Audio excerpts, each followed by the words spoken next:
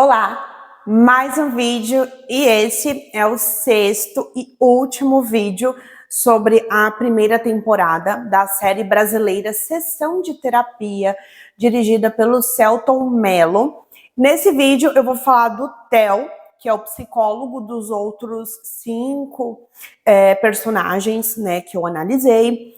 Ele é o paciente da Dora e é imprescindível que um terapeuta também faça análise. Então, nesse vídeo, eu vou fazer uma análise da dinâmica atual do Theo a partir das 9 sessões dele com a Dora.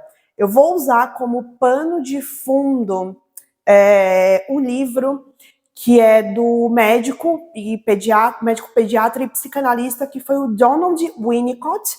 O livro é Interpretação e Manejo na Clínica Winnicottiana. Ele foi escrito pela Elza Oliveira Dias. Vou usar também um que foi uma das minhas leituras favoritas, eu acho que de 2022, que se chama Seu Paciente Favorito. Não sei pronunciar o nome desta autora, vou chutar que é Violaine de Montclose, é que é o nome dela.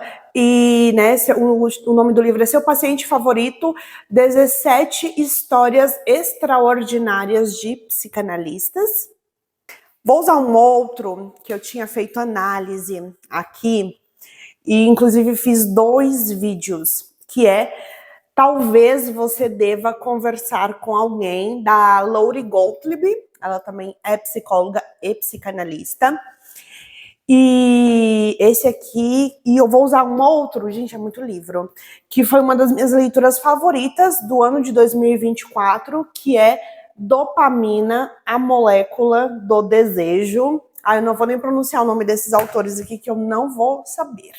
E eu vou usar um bem rapidinho para falar sobre uma outra fala que o Theo traz, e vou explicar, e quero usar como pano de fundo este livro do Stephen King, que se chama Sobre Escrita.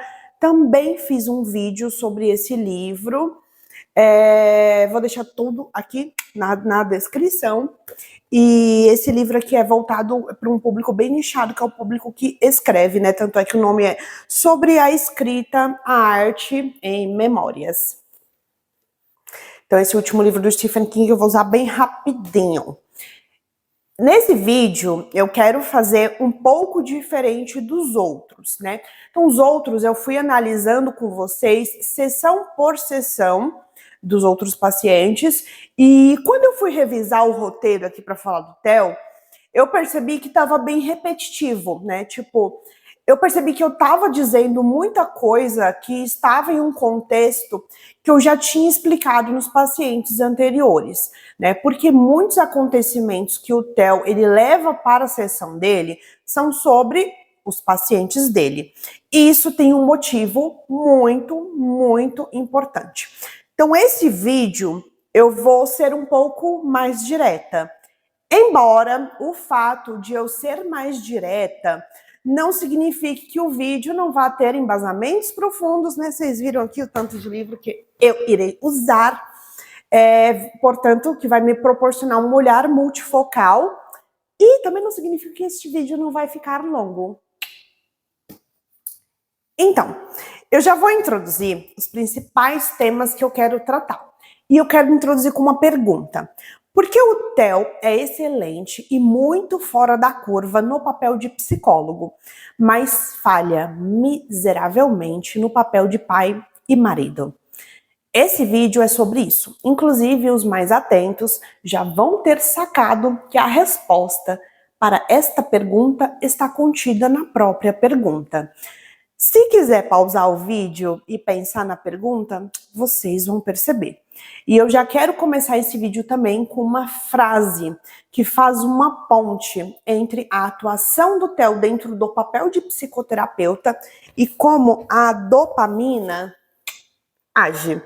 A frase é, abre aspas, você pode conquistar o Everest, mas talvez quando olhar para o lado não tenha sobrado ninguém para compartilhar a vista. Fecha aspas. Depois eu vou explicar melhor o que é essa frase dentro do contexto do Theo, com esse livro aqui, o que isso tudo significa, mas por enquanto fiquem com essa frase em mente. O Theo, ele é um excelente psicólogo. Ele manja muito da técnica. Só que a técnica está a serviço da racionalização.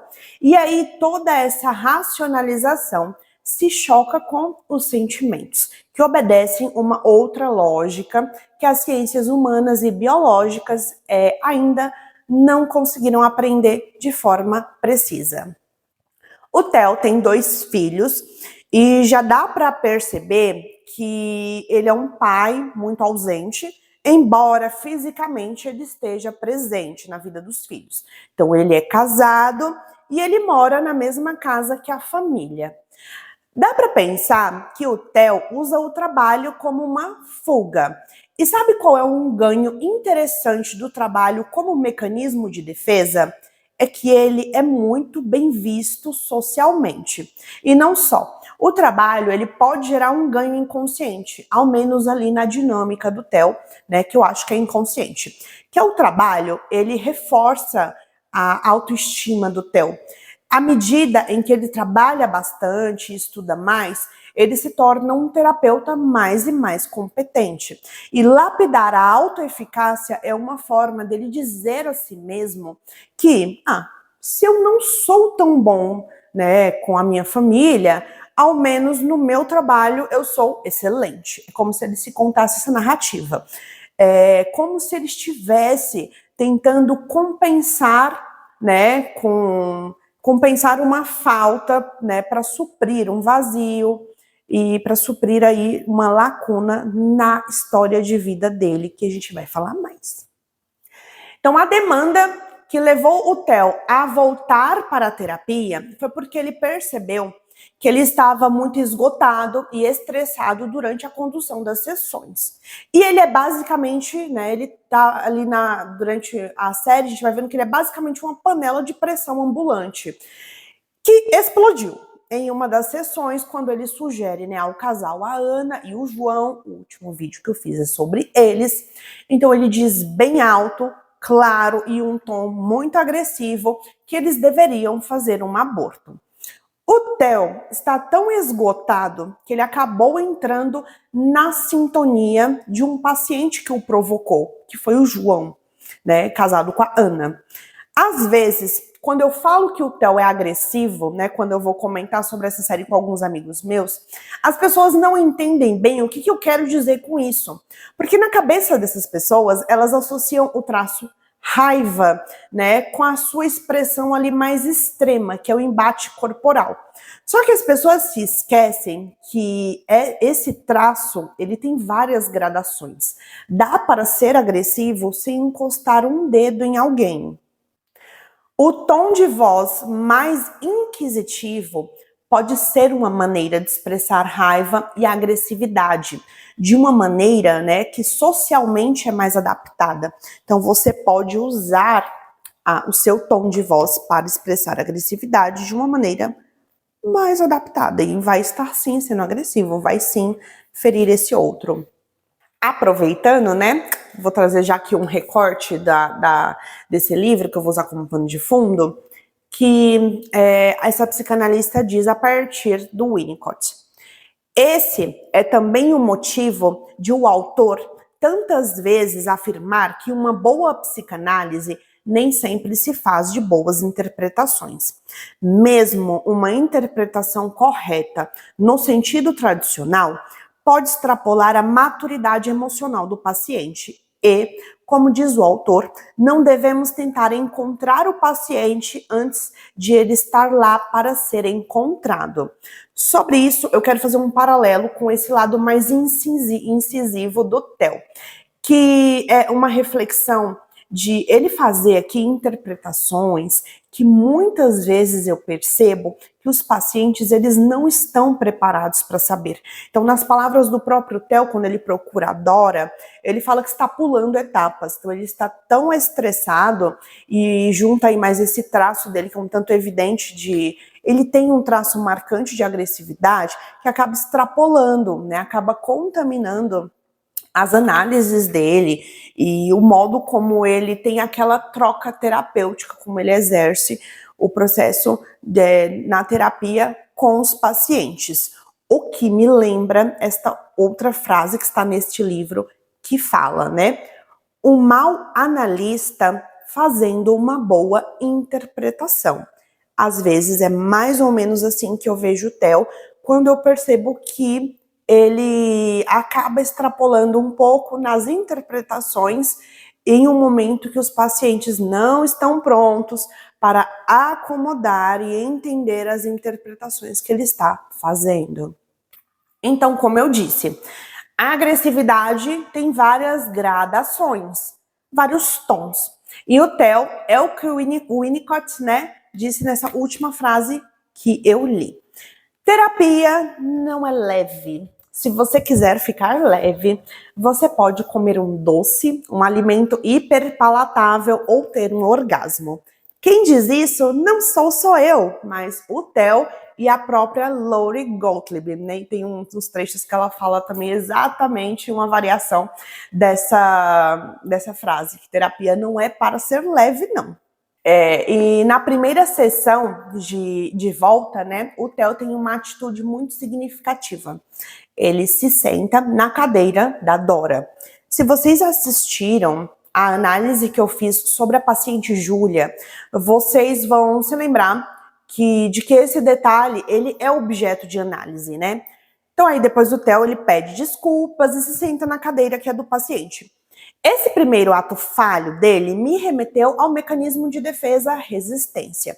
O Theo não quer estar ali e provavelmente ele vem adiando esse momento há muito tempo. Só que chegou a um ponto em que ele não pode mais adiar. Inclusive, continuando aqui usando esse pano de fundo, esse livro da Elsa sobre a teoria do Donald Winnicott, o inconsciente do Theo na relação com a Dora se mostra muito, inclusive, por essa resistência pela transferência. Por extensão, o termo passa a designar toda intervenção psicanalítica que visa a fazer compreender a um sujeito a significação inconsciente de seus atos ou de seu discurso, quer estes se manifestem por palavras, por um lapso, por um sonho, por um ato falho. Entendam por ato falho isso de, por exemplo, o Theo ter sentado na cadeira da Dora e não na cadeira de paciente. Foi um ato falho. Não quer dizer necessariamente que ele fez de propósito. Isso é o que se chama ato falho. Por ato falho, através de ato falho, através de sonho, através de lapsos de linguagem, é o que Freud também diz que é assim que temos acesso ao inconsciente de alguém. Voltando aqui agora. Outro modo também de acessar o inconsciente, segundo aqui o Winnicott, é por uma resistência ou através da transferência. Então, o Theo está muito resistente em relação a começar essa terapia. O que a gente já pode dizer que também esse fato já é uma comunicação com o inconsciente dele, ou seja, do que ele está fugindo, o que ele não quer ver, porque ele tem dificuldade em se colocar no lugar em que ele coloca os pacientes dele. Então, essa primeira sessão começa praticamente com uma técnica chamada rapport, que pode ser entendida como a introdução de um assunto leve para reduzir a tensão inicial. Então, a Dora e o Theo falam ali de trivialidades sobre o que se passou nesses muitos anos que não se viram. Quando a Dora pergunta como estão os filhos, a descrição do Theo, assim, não é lá das melhores. Ele diz, abre aspas, um tá fazendo engenharia e Malu, você sabe, né? A Malu é a Malu. Fecha aspas. Eu confesso que eu nunca esperei que o Theo, com toda essa bagagem interna que ele tem, ele descrevesse os filhos de forma tão superficial. Mas eu também me esqueço que antes de alguém exercer um papel no mundo, por exemplo, o de psicólogo, antes de mais nada, não podemos perder de vista que essa pessoa é humana. E eu vou falar bastante disso E também vou falar que só ter consciência e auxílio da técnica não é suficiente. Por isso que eu trouxe e indico esse livro para vocês. Talvez você deva conversar com alguém, né? Tenho 2 resenhas sobre esse livro aqui no canal, vou deixar os links abaixo. Mas basicamente, né, esse livro que acompanha a terapia de uma terapeuta também. Enquanto isso, ela continua atendendo os pacientes dela. Alguma relação aqui com o Theo? Muitas. Foi a partir dessa leitura que eu pensei na frase O Mito do Psicólogo Equilibrado. Então, o Theo, ele começa a falar que o que levou o levou de volta à terapia. Então, ele fala que está impaciente com os pacientes, que está pulando etapas e completa dizendo que tem vezes que ele não quer abrir a porta de casa para ninguém. O consultório do Theo, ele fica em uma espécie de anexo, né? Dentro da casa dele, mas ao mesmo tempo separado. E o Theo, ele me parece muito deprimido. Nas primeiras sessões, eu observei que ele estava ali com uma depressão leve. A depressão, ela tem 3 fases, tá? A leve, a moderada e a grave. Na fase da depressão um pouco mais leve, a pessoa ainda consegue ser funcional, só que segue cansada, segue com pouca energia, segue com vários processos cognitivos comprometidos, tais como atenção, foco, memória e concentração. Depois, conforme eu fui assistindo às sessões dele, o meu palpite mudou um pouco. Eu percebi que essa depressão pode ser uma consequência de algo mais profundo, como um burnout. Que o burnout ele acontece após um esgotamento profissional. Os motivos que levam alguém a desenvolver o burnout são variados, mas eu vou citar só um deles, que é o que eu acho que tem a ver com o Theo, ao menos nesse recorte em específico que a série está dando ênfase na vida dele. Então, alguém pode desenvolver o burnout quando não vê sentido ou não consegue atribuir um valor ao ofício em atividade.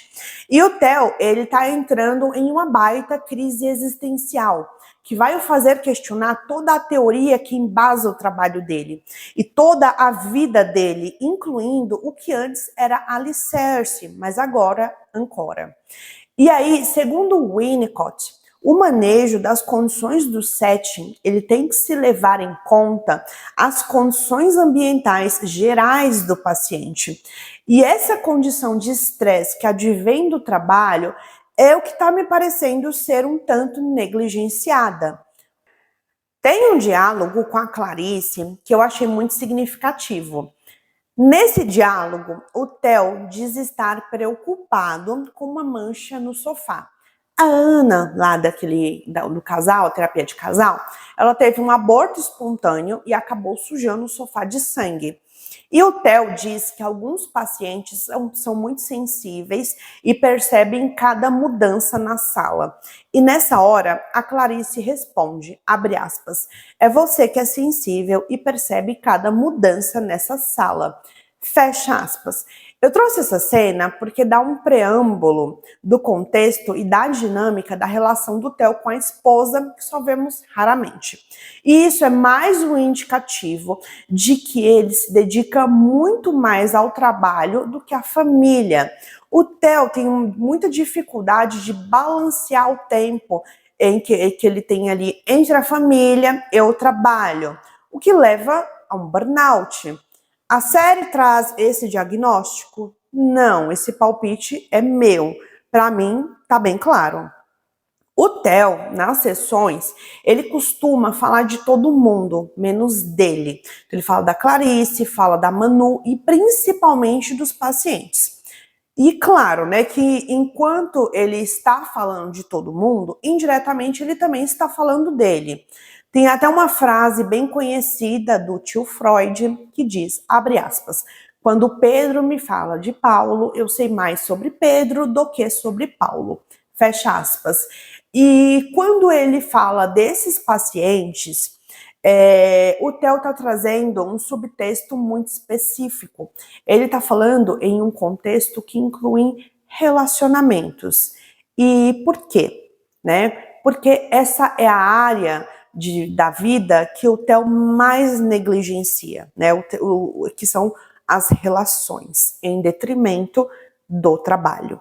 E aí vamos entender qual que é a função também desse trabalho dentro da dinâmica da vida dele. Vou falar muito sobre isso, porque é o que mais chama a atenção, o quanto o trabalho está contaminando ali praticamente todas as áreas da vida dele. E se negligenciarmos os relacionamentos sociais, provavelmente perderemos nossa capacidade de ser felizes e provavelmente morreremos cedo. Um estudo de Harvard, que está em andamento há mais de 7 décadas, revelou que o isolamento social, mesmo quando não há sentimentos de solidão, está associado a um risco entre 50% a 90% maior de morte precoce. Quase o mesmo que fumar e mais alto que o risco acarretado pela obesidade ou falta de exercícios. Nosso cérebro precisa de relacionamentos sociais apenas para permanecer vivo. Tem um conceito que eu descobri neste livro, que é o conceito de personalidade altamente dopaminérgica. E eu descobri que muitas vezes essas pessoas, elas se engajam muito em ideias. Elas são muito boas para empreender ideias e ficar ali no mundo das ideias, um mundo que ainda não foi materializado, mas elas têm muita dificuldade em relação a se relacionar com pessoas, né? Então tudo bem se relacionar com pessoas no campo das ideias, mas pessoas reais, para esse tipo de personalidade, é um pouco mais difícil. Então pensei que talvez, né, pela dinâmica ali do Theo, de personalidade dele, que ele pudesse ser uma pessoa que tem ali nos neurotransmissores na cabecinha dele, alguém que talvez tenha esse neurotransmissor um pouco mais distribuído nas circuitarias neuronais ali dele, em detrimento da média, da maior parte da população mundial. É uma pista por um viés mais neurológico para tentar entender o Theo. E eu também vou falar um pouco mais sobre isso, vou trazer outros exemplos também do que justificam esse meu palpite. Tem um corte que eu achei muito significativo. Tem uma sessão com a Nina, que o Theo fala para a Nina, né? Que um paciente, toda vez que ele chegava, ele tomava um comprimido para dor de cabeça sem água. E o Theo interpretou aquilo da seguinte maneira, né? Ele disse para a Nina que era uma forma desse paciente dizer simbolicamente que o que ele tinha a dizer era difícil. E aí pronto, corta aqui, vamos lá, a sessão com a Dora. Quem é que faz exatamente a mesma coisa na frente da Dora? O Theo. Só que dessa vez ele pede uma água para tomar o remédio, né? E a Dora até pergunta para que é esse remédio que ele está tomando, e ele responde que é para dor de cabeça. Então, perceba também, ele está dando uma pista de que o que ele está fazendo ali para ele é muito difícil. Lembram quando eu fiz a análise da paciente Júlia e falei para vocês que estava rolando uma transferência e uma contratransferência erótica? Então, a Dora, ela fala ao Theo que ele precisa encaminhar a Júlia para outro terapeuta.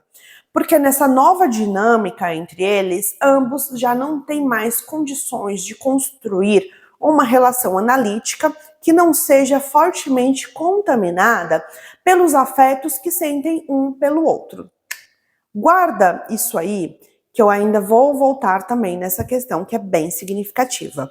Depois, o Theo ele passa a dormir no sofá do consultório, o que já nos dá uma indicativa de que o Theo e a Clarice só se separaram oficialmente de cama, porque eles já não dormiam juntos ali, não tinham mais uma relação de casal há muito tempo.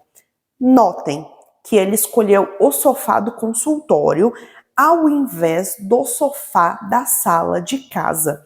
Isso também é importante. Então percebam o quanto o trabalho do Theo consome todos os aspectos da vida dele. Pensa aqui, juntinho com o tio Freud.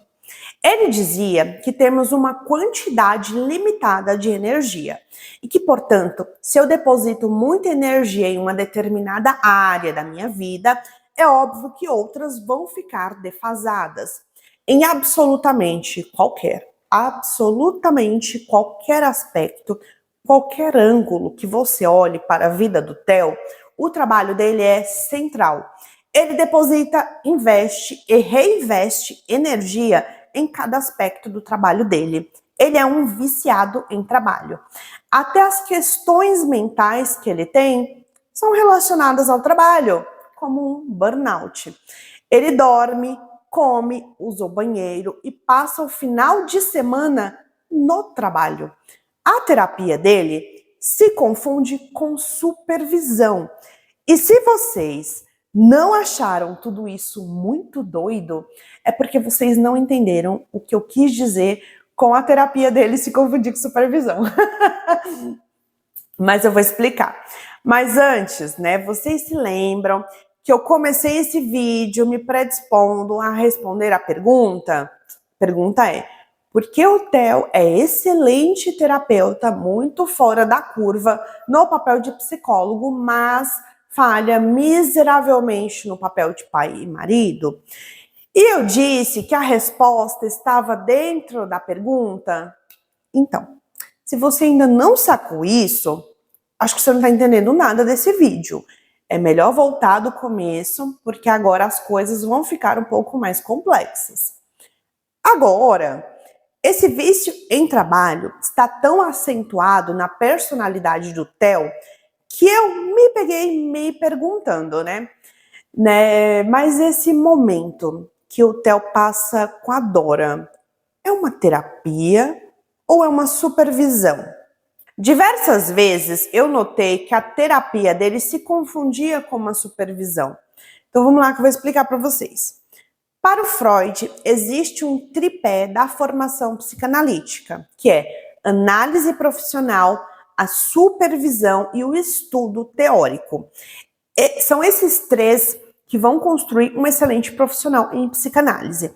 Aqui no caso do Theo, ele parece ter perdido a fronteira que demarca duas posições neste tripé, que é a análise pessoal e a supervisão. Sério, ao longo dessas 9 sessões, eu fiquei confusa se ele estava fazendo análise pessoal, se estava fazendo supervisão, e se o fato de eu ter ficado confusa era um reflexo de que, de fato, o Theo não consegue admitir ainda que precisa de terapia, e trata a terapia como uma supervisão. É incrível como eu fiquei flutuando enfim, vocês entenderam. Mas se eu tô confusa, não foi à toa. Esse detalhe que passa batido, né? Isso faz parte da dinâmica que o Theo ele estabelece até para ele mesmo. E agora eu vou usar um exemplo mais prático do que foi que me fez ficar mais confusa sobre qual que é a natureza dessas sessões. E aí então, né, me parece uma supervisão quando o Theo fala coisas do tipo, abre aspas, eu fiz o que você sugeriu, Dora. Tentei começar um processo de encerramento das sessões com a Júlia e agora ela acha que eu estou apaixonado. Fecha aspas. É como se ele quisesse dizer no subtexto que a Dora estava errada. E o Theo está o tempo todo tentando a confrontar. Isso é supervisão, gente. Se ainda não ficou claro, eu vou dizer para vocês o que é a supervisão, em linhas mais curtas, vai. Supervisão é basicamente quando um psicólogo ele paga outro para fornecer um outro olhar sobre um paciente.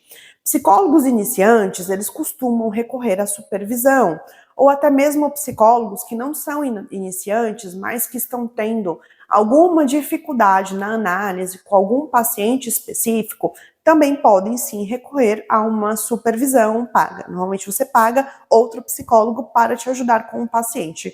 Supervisão é só isso. E às vezes me parece que o Theo também vê a Dora como uma extensão da mãe dele. E quem a colocou nesse papel foi o próprio Theo. A questão principal é, ok, ele é humano antes da máscara social, mas ele é pouco habilidoso no papel mais importante da máscara profissional que exerce, a escuta. O Theo ouve os pacientes, mas tem uma dificuldade gigantesca em se colocar no papel de paciente. Ele não consegue olhar as próprias fragilidades sem gritar e cutucar o calcanhar de aqueles do outro. Este pequeno, grande livro, o Winnicott, ele traz um conceito de regressão à dependência. Quando eu disse que o Theo coloca a Dora numa posição que parece que ela é uma extensão da mãe dele, foi mais ou menos isso que eu quis dizer, né? E às vezes essa terapia se confunde com uma supervisão, justamente porque na dependência que o bebê tem ali com a mãe, ele vai construindo a identidade. E aqui o Theo, ele busca a aprovação da Dora, ele busca um direcionamento da Dora o tempo todo. Então, é como se ela estivesse conversando com o inconsciente primário dele, o que está sendo moldado na infância, né? E o inconsciente primário é uma coisa o qual não guardamos memórias, porque é um período pré-simbólico. Pré-simbólico, pensem que é o mesmo que dizer ausência de linguagem.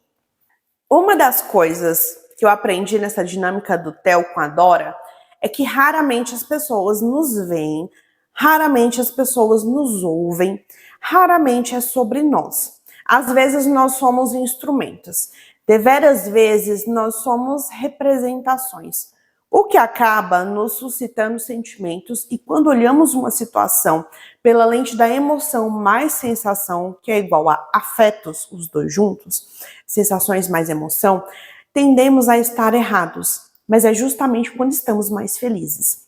Quando acreditamos piamente que somos o centro do mundo de alguém, que voltamos, que regredimos à infância, quando achamos que somos o centro do mundo da nossa mãe, do nosso pai ou dos nossos cuidadores. Quando achamos que eles não conseguem viver sem nós, quando nos damos mais importância do que realmente temos. Essa sensação, essa sessão me remete que o Theo no papel de psicólogo, que exerce tão bem, ou no papel de pai e marido, que exerce tão mal, independente, o Theo é demasiado humano. Eu julgo o Theo, mas também gostaria de não julgar. Eu olho e penso, gostaria que ele fizesse um esforço para ver diferente. E então percebo que ele facilmente poderia ser eu, você, nós, na nossa profissão, enviesados, achando e comprando a ideia de que realmente estamos desafiando as probabilidades, mas não, somos iguais. Podemos olhar e pensar que faríamos diferente, que faríamos melhor, mas não. Talvez cometeríamos os mesmos erros, só que com palavras e atitudes diferentes. O Theo é como um espelho para nós, extremamente competente no que faz, mas é uma pessoa quebrada e que construiu uma família que quer que gravite em torno dele. Ele é muito competente, mas é um homem que precisa descentralizar o poder de si e ser bem menos autocentrado. E o mais importante, o Theo precisa exercer na prática o que sabe com tanta excelência em teoria.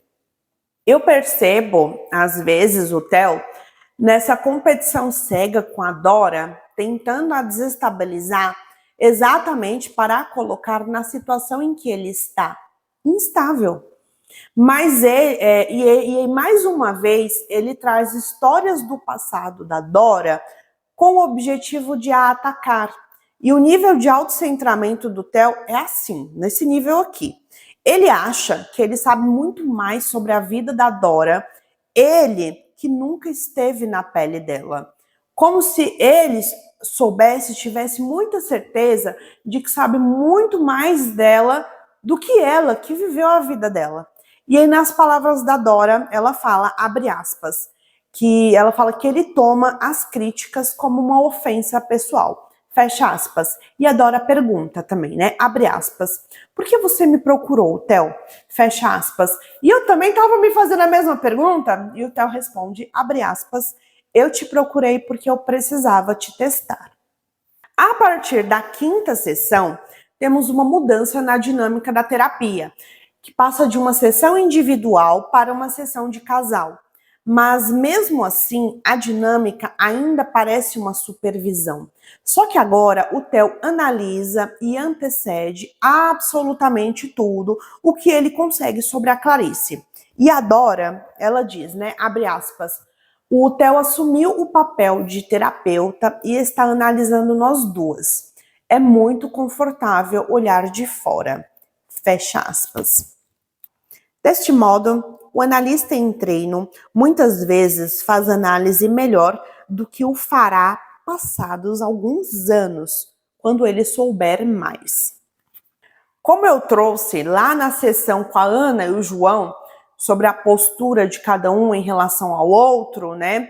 Eu vou fazer o mesmo com o Theo e com a Clarice, né? Então, nessa primeira sessão de casal, eles se sentam longe um do outro e a bolsa da Clarice está entre eles, né? Como se a Clarice quisesse colocar mais uma barreira entre eles. E um adendo rápido que eu sempre me esquecia de trazer nos roteiros anteriores é sobre a fotografia da série, né?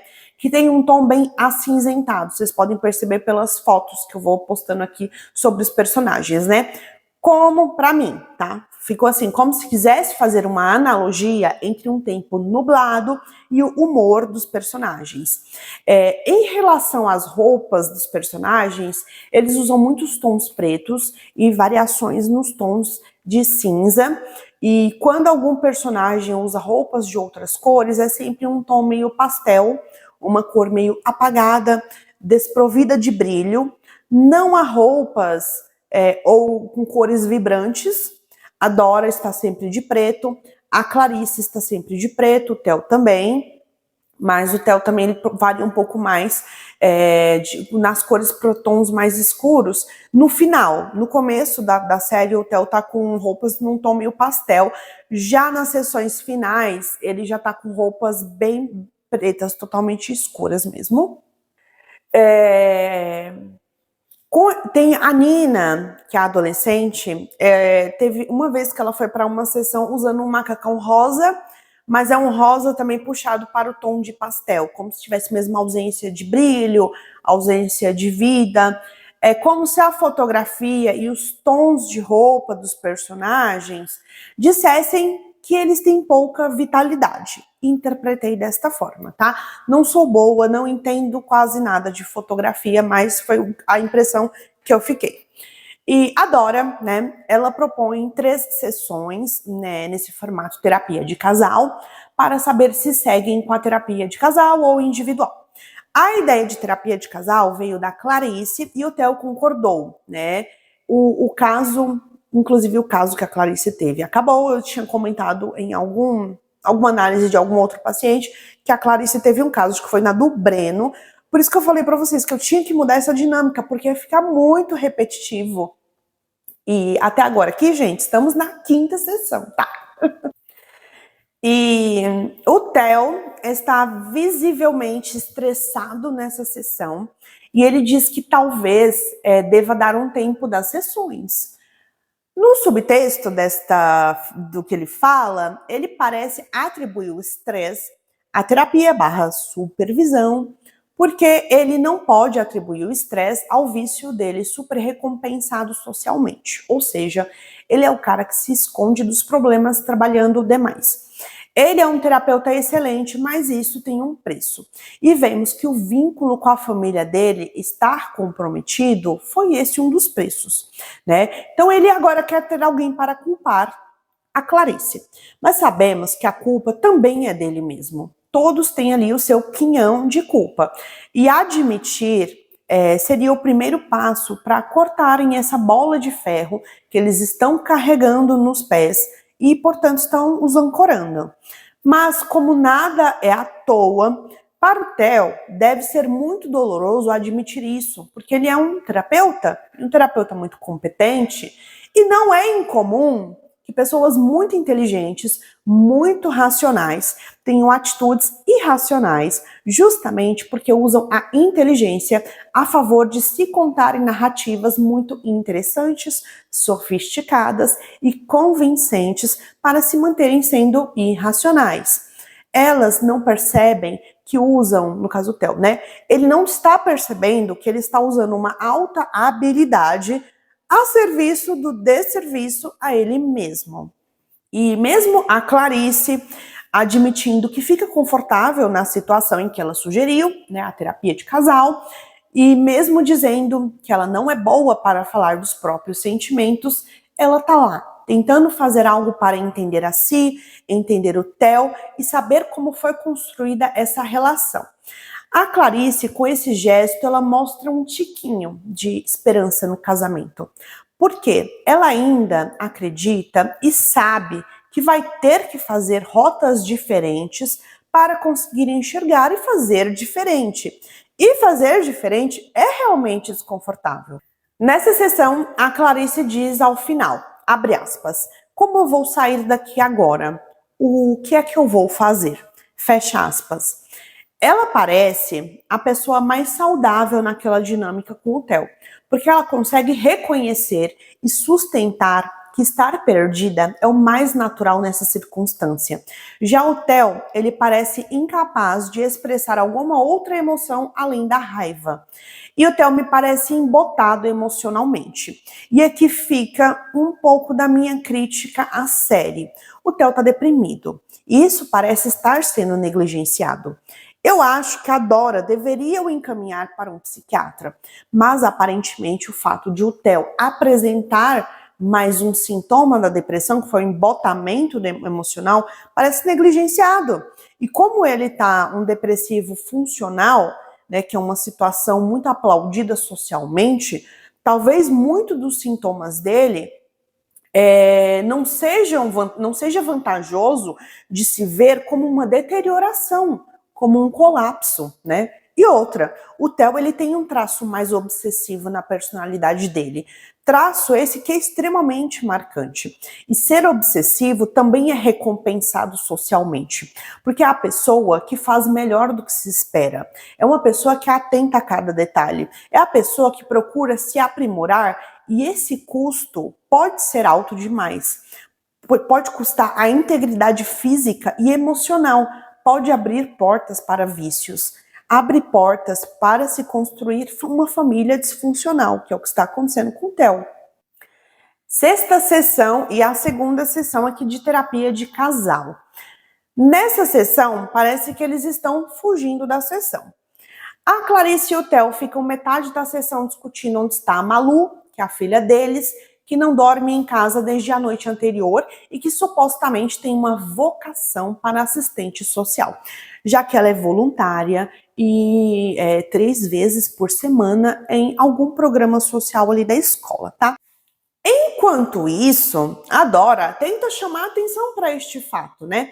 Ao dizer que se dedicar a uma atividade 3 vezes por semana para uma moça exercer uma vocação, tem algo muito estranho nisso aí. Ou seja, a Dora está tentando chamar a atenção que é bastante tempo dedicado a uma causa. E bastante tempo dedicado a uma causa pode ser um sinônimo de fuga. De preferência, fuga de casa. Me parece que a Malu está se identificando com o pai, no quesito investir muito tempo e energia em um ofício socialmente reforçado e bem aceito para usá-lo assim como uma fuga. É o crime perfeito. Usar uma fuga e ainda receber aplausos. E quando a Dora, ela tenta chamar a atenção deles para isso, eles ainda não conseguem a ouvir. E eu digo no sentido de acomodar, né? No sentido de que eles ainda não estão preparados para entender que a filha deles está seguindo o mesmo caminho do pai, provavelmente vai apresentar daqui a alguns anos os mesmos sintomas, vai talvez, provavelmente, pensando probabilisticamente, construir uma família disfuncional, seguir os passos ali do pai, mas eles ainda não estão prontos para esta conversa. Nessa sessão, a Clarice está muito reativa, né? E ela fala que viu a Júlia. E disse que a Dora e o Theo a fizeram acreditar que a Júlia era uma criança histérica, mas o que ela viu foi uma mulher bonita, confiante e atraente. E na verdade, assim, gente, ninguém disse a Clarice que a Júlia era uma criança histérica, tá? Essa era a versão que ela se contou, porque era a versão que ela queria acreditar. Depois a Clarice, ela faz um movimento de negação e um movimento de desvalorização, tá? Que é um mecanismo de defesa. Então ela fala que viu na Júlia uma mulher vazia. Depois, a Clarice faz a pergunta de milhões. e a que provavelmente a levou a sugerir a terapia de casal. A que ela nunca entendeu o porquê se casou com o Theo. E agora ela quer uma resposta. No vídeo que eu fiz sobre as sessões do casal Ana e o João, eu falo muito sobre o que une uma pessoa à outra, né, que são dinâmicas e percepções que vemos nesse outro a um nível inconsciente. Então, eu usei como pano de fundo o livro Novas Formas de Amar, da psicanalista Regina Navarro Lins, vou deixar o link abaixo. Eu não vou me estender muito no que uniu o Theo e a Clarice, justamente porque eu fiz um vídeo de quase 1h30 só sobre o que une um casal. Me dediquei muito a esse tema. Então, aqui no caso da Clarice e do Theo, eu vou ser bem sucinta, tá? Falando assim muito resumidamente sobre o que sustenta a Clarice e o Theo como casal. Vamos lá.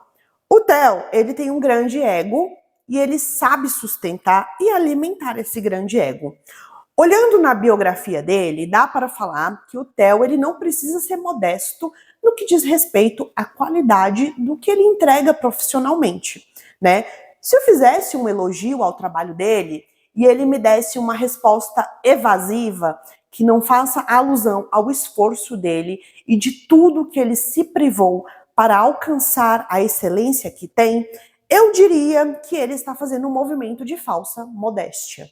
Tudo isso para dizer que o que fez ele se ligar a Clarice é que o Theo é viciado em aplauso.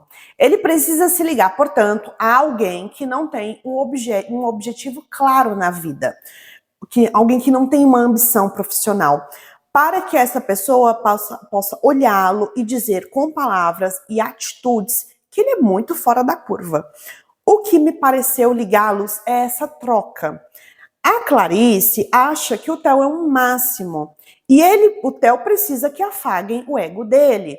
A Clarice não tem muitas perspectivas e ambições, então ela se liga a quem as tem, a quem tem o que falta nela, para que assim ela possa justificar que ela não tem objetivos, mas está ajudando, auxiliando e que, portanto, é uma mulher indispensável na vida do Theo, que tem tais objetivos que ela não conseguiu encontrar nela.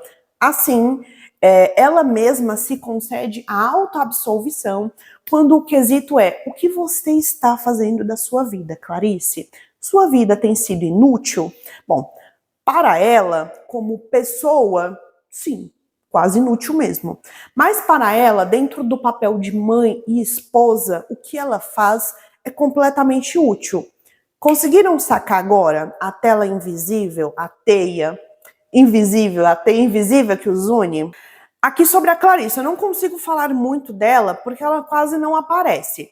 Então eu consigo falar dela dentro da dinâmica com o Theo. Para além disso, seriam palpites infundados com base em vozes da minha cabeça e eu não gosto de trazer coisas sem embasamento. Então eu vou falar dela dentro da dinâmica do casamento, tá? Então, sobre a Clarice, dá para pensar em duas hipóteses psicológicas sobre o que acontece com ela. Ou ela tem um complexo de inferioridade, que é uma sensação de que ela é inferior aos outros, ou ela pode ter uma síndrome de impostora, que é a sensação de que alguém tem habilidades aquém de uma meta, né, que essa pessoa gostaria de atingir. E a Júlia, portanto, funcionou como um espelho para a Clarice, né? Já que a Júlia é uma mulher independente financeiramente, aparentemente também é uma médica extremamente competente. Então, portanto, foi a Júlia que fez a Clarice tentar entender o que estava sustentando o casamento deles. É isso que eu quero dizer com a Júlia ter sido um espelho para a Clarice. A Clarice diz que há 20 anos ela vê a possibilidade do Theo ir embora de casa a qualquer minuto. E por quê? E agora, esse subtexto é meu. Para mim, na cabeça dela, não importava o que ela fizesse. Ela sempre estava aquém do Theo. Ela o idolatrava. Ela o colocou em um pedestal. Então, para ele não ir, né, embora, ela meio que sentia que sempre precisava se colocar na posição inferior. Por isso, eu inferi que talvez ela possa ter um complexo de inferioridade ou talvez ela possa ter uma síndrome de impostora. Na 7ª sessão do Breno, em que ele foi embora mais cedo, abriu um espaço, né, para que pudéssemos ver a interação do Theo com a filha, a Malu, que até então não tinha aparecido, né? Ao menos não conseguíamos dar um rosto ao nome. Ela não tinha aparecido fisicamente. Dá para inferir, dá para ver claramente que a Malu é engraçada, mas de um jeito meio irônico e sutilmente agressivo nessa conversa com o pai. Assim como quem? Quem mais é assim, gente? O Theo, né? Lembram que eu disse lá atrás que a Malu, ela se identificou com o Theo?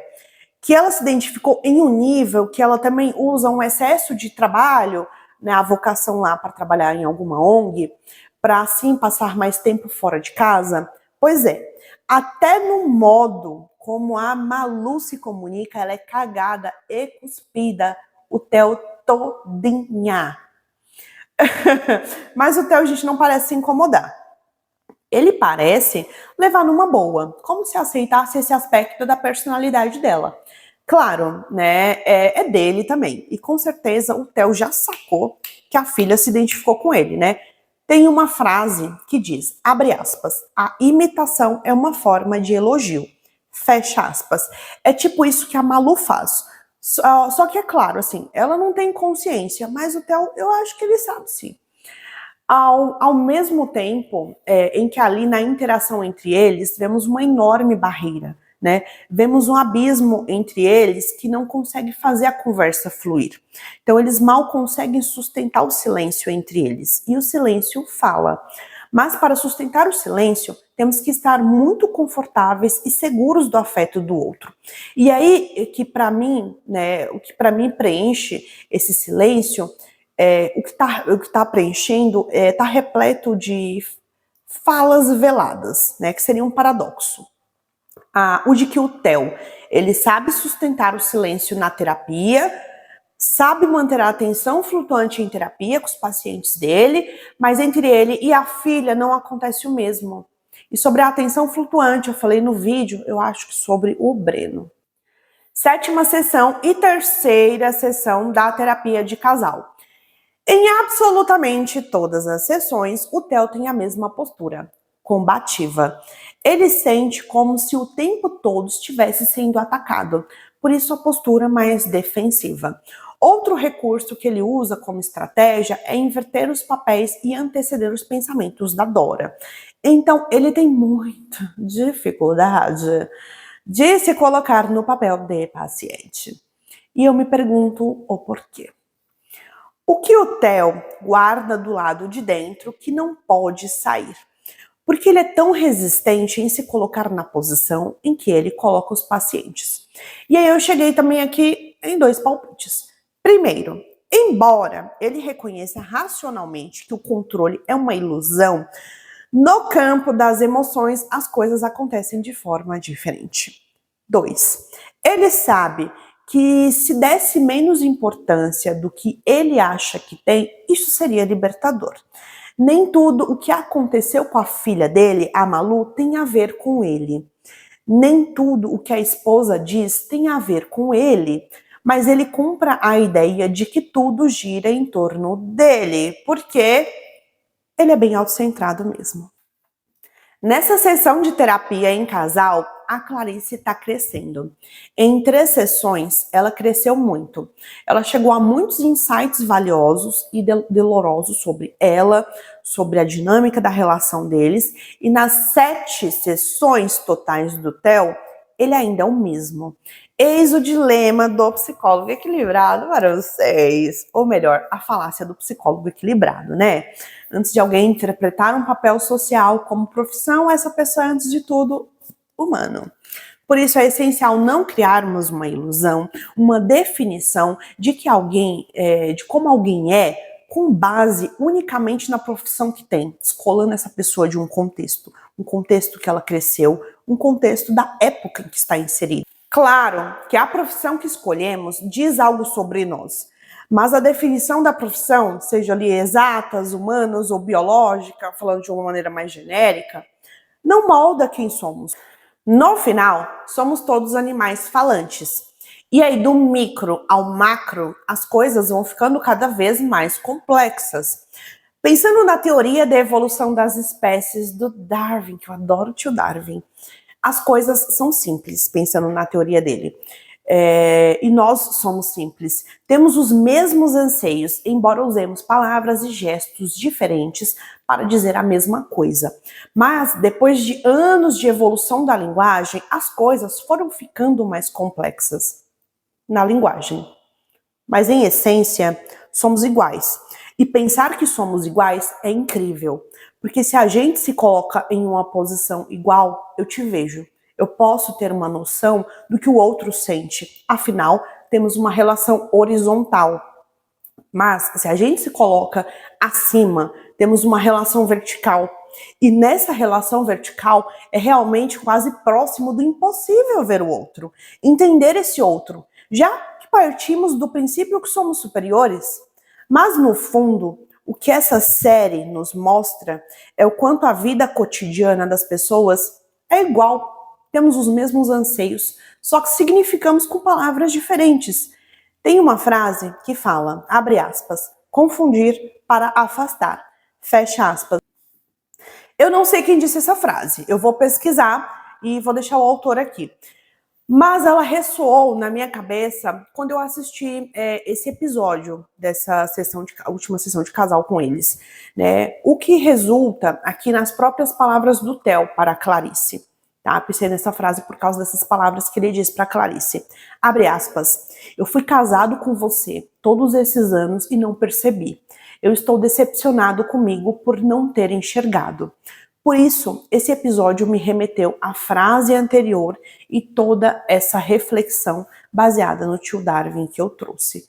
Necessitamos, ansiamos do básico, uma escuta atenta. E por que será que estamos pagando para ter escuta atenta? Escuta atenta é o quê? É básico. É disso que eu estou falando.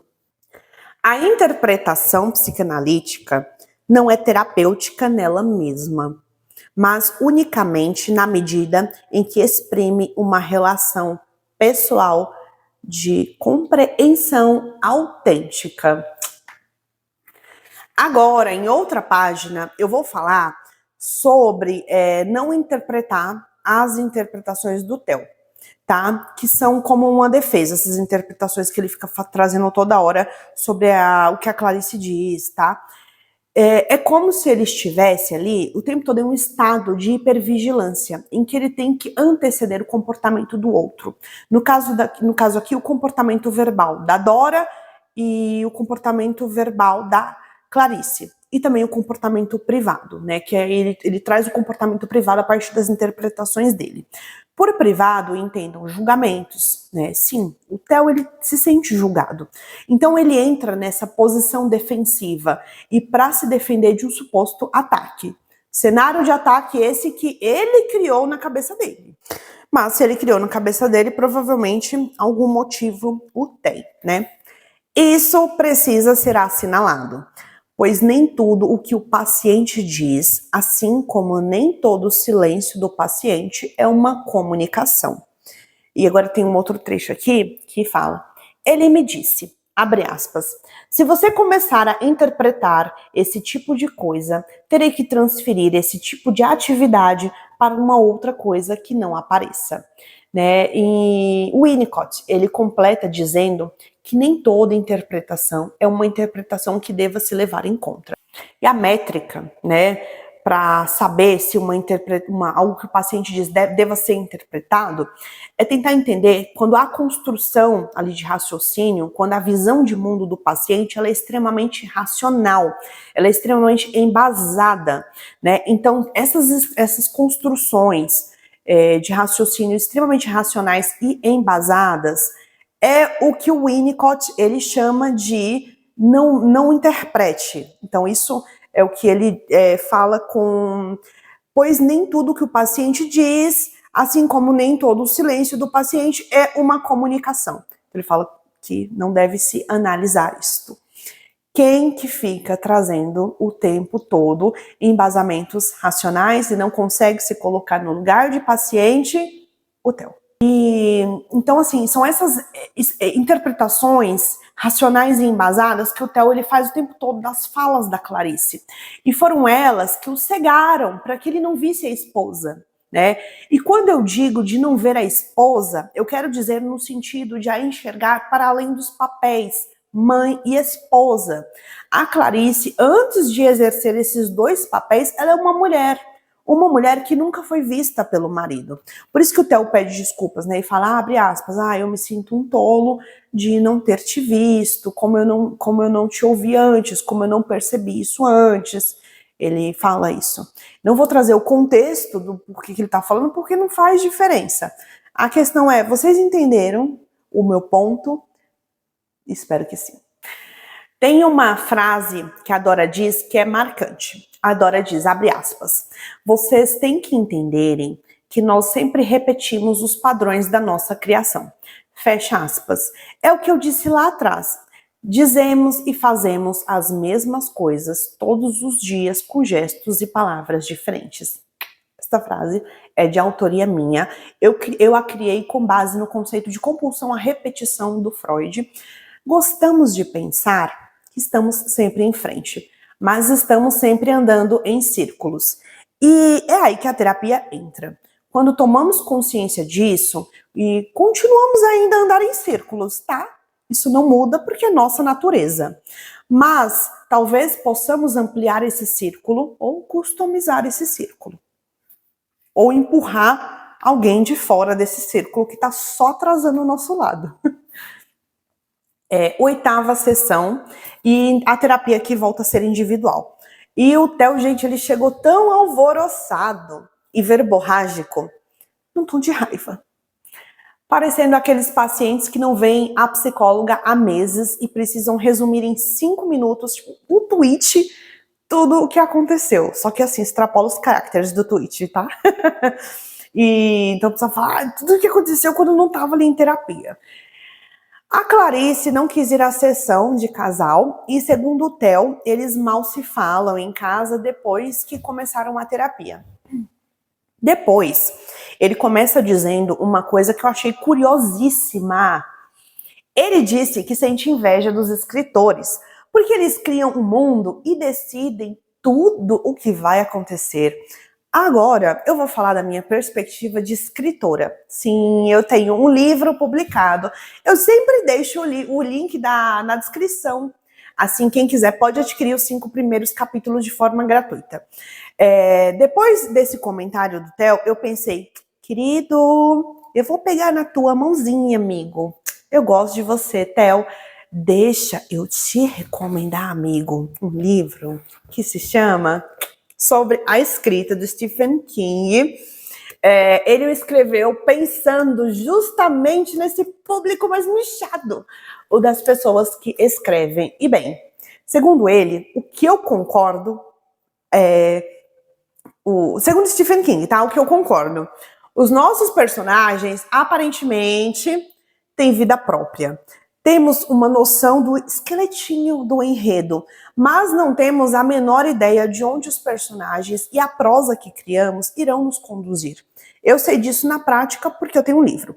E olhando os meus personagens... Peraí, Stephen King, dá 2 minutinhos aqui pra mim. Olhando os meus personagens e pensando em como toda a trama se desenrolou, eu não os conheço tão bem quanto a minha personalidade controladora queria supor. E isso acontece por quê? Porque não domamos o nosso inconsciente. Não há um lugar no mundo em que a ilusão de controle bate tão forte na nossa cara quanto criar uma história. E você já deve ter passado por isso, né? Pensa aí nas redações que você fez para o vestibular ou para a escola. E quantas vezes você já se pegou pensando, você montou toda a estrutura na sua cabeça, pensou no final, só que isso não se materializou na sua redação, né? Depois de feita. Você vai escrevendo, depois, nossa, foi parar em outro lugar, outra direção. É isso, é sobre isso. Né? Mas analisando, né, o que o Theo trouxe por um viés assim, mais psicológico, não gostamos de imprevisibilidade, mas somos sim imprevisíveis, porque jamais conseguiremos aprender e acomodar todas as engrenagens que moldam os nossos afetos, pensamentos e comportamentos. Por isso, muito do que planejamos vai para outra direção.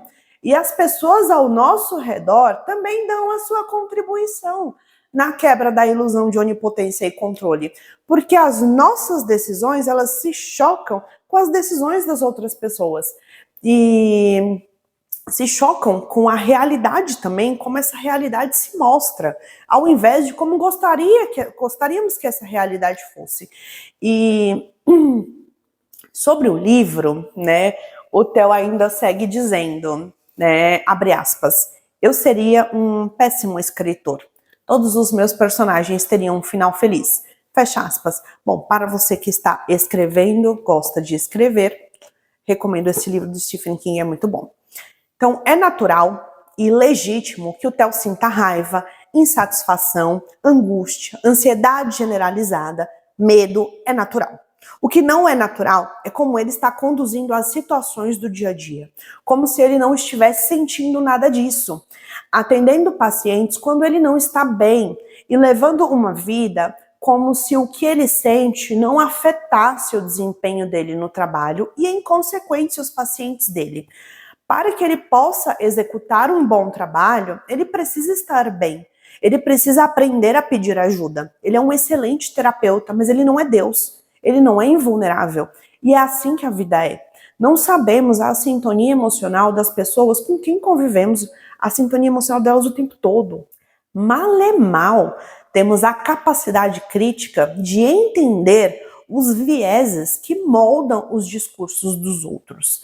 Não temos como saber com precisão qual padrão ético ou moral uma pessoa tem dentro de si para fazer as escolhas que faz. E o Theo representa tudo isso para mim. Brilhantemente, a série Nas Consultas ali com o Theo nos mostram que são as pessoas quebradas que ajudam pessoas quebradas. E é só porque são quebradas, só porque são iguais em dores, é que se entendem. Se eu passasse por alguém que é superior a mim em relação a todas as virtudes da vida, será mesmo que essa pessoa me entenderia? Aliás, essa pessoa nem existe, tá? Mas tudo bem, a gente gosta de se contar ou que somos ou que alguém extra a nós é. Será que um produto frio e implacável chega ao nosso coração? Não. Quem chega ao nosso coração é quem sofre como nós. O marketing vende sonhos e compramos porque somos emotivos, não porque somos racionais. E o Theo é um excelente terapeuta porque é um humano tentando ser a sua melhor versão e falhando miseravelmente. Mas não é isso que todos nós fazemos todos os dias? É por isso que o Theo entende os seus pacientes, não porque ele é melhor, mas porque ele é exatamente como eles. Devo dizer que nesse episódio eu senti um pouco de vergonha alheia, viu? Porque o Theo, ele foi tão cru, ele foi tão desagradavelmente humano, que eu fiquei um pouco chocada e ao mesmo tempo admirada. Foi um misto de sensações ambivalentes. Eu adorei o roteiro desse episódio, eu achei que foi um dos melhores roteiros. Vamos para a 9ª sessão e é a última sessão dessa temporada. A maior força do Theo é a maior fraqueza dele. Então, ele foi até a casa da Júlia para dizer que não queria encerrar a terapia daquele jeito. E aí ele fica com uma expressão séria no rosto, fica com uma postura ereta. E a Júlia leu os meus pensamentos quando disse, abre aspas, Theo, isso aqui não é uma terapia, relaxa, fecha aspas. Ele estava numa postura tão terapeuta. O Theo tá tão impregnado da persona terapeuta que eu nem sei se ele sabe descolar essa máscara. Essa máscara do papel social tá tão impregnada nele que ele tem medo de tirá-la e se olhar e descobrir o que tem atrás dessa máscara. Será que ele ainda sabe onde está o Theo pessoa antes do Theo papel social? Tipo assim, aonde termina a PF e começa a PJ, sabe? Nesse sentido. E o Theo, ele diz a Júlia, abre aspas, todo terapeuta tem um paciente favorito, um paciente que o motiva, faz parte da terapia, fecha aspas. E parece que essa paciente é a Júlia, hein, gente? O que me leva a recomendar a vocês este livro maravilhoso, Seu Paciente Favorito. 17 histórias extraordinárias de psicanalistas. Sabe quando você tem um irmão ou uma irmã e você pergunta assim para sua mãe: mãe, qual é o seu filho favorito? Sua mãe diz o quê? Que ama todo mundo igual. Isso não é lá de verdade. Então, se nem a sua mãe gosta tanto de você quanto gosta do seu irmão ou da sua irmã, você acha mesmo que o seu terapeuta não tem um paciente favorito? Tem sim. Eu sempre quero ser a paciente favorita da minha terapeuta. Inclusive, eu já disse isso pra ela. Depois que eu li esse livro, eu disse pra minha terapeuta, eu falei, queria tanto ser sua paciente favorita. Quando saberei esta resposta? Nunca, é claro, né? Porque assim como a sua mãe não vai te dizer quem é o pentelho favorito, o teu psicólogo também não vai, tá? Mas se você faz terapia e quer ter uma pista se você é o paciente favorito do seu terapeuta ou não, este livro vai te ajudar. Ele foi montado por histórias de 17 psicólogos, né, que conta a história, portanto, de 17 pacientes, que são pacientes que marcaram a prática clínica desses 17 psicólogos, que são os pacientes favoritos deles. E o Theo tem a paciente favorita dele, que é a Júlia. Eu também amo a Júlia. E, não sei nem se mexeu o microfone. E a Júlia pergunta. Tá, voltamos aqui, saímos do momento fofura. A Júlia pergunta, abre aspas, o que você veio fazer aqui, Theo? Fecha aspas. E ele responde, abre aspas, eu queria que você voltasse para a terapia. Fecha aspas. O Theo acha que a melhor maneira de lidar com o que aconteceu, com o que está acontecendo, ele fala que se foi isso que se isso nasceu na terapia, tem que ficar na terapia. E ele me parece assustado, me parece que tem medo de ficar com ela. E ela pergunta se é essa a vida que ele quer, se escondendo atrás do consultório e volta a dizer que ele é um homem morto. Eu achei muito bonito que a Júlia, ela deixou o Theo fazer a escolha dele. Essa Júlia, gente, ela é ligeira, ela sabe ser muito sutil e direta ao mesmo tempo. Uma qualidade extremamente rara que tem a ver com o fato dela ter inteligência intrapessoal. Falei disso no vídeo sobre ela, link abaixo. E o Theo volta para a terapia e ele parece muito atordoado. A Dora pareceu que estava prendendo a respiração. Ele começa dizendo que ele foi na casa da Júlia e que não fizeram nada. A câmera dá uns closes na cara da Dora e dá pra ver que ela respira até aliviada. Nossa!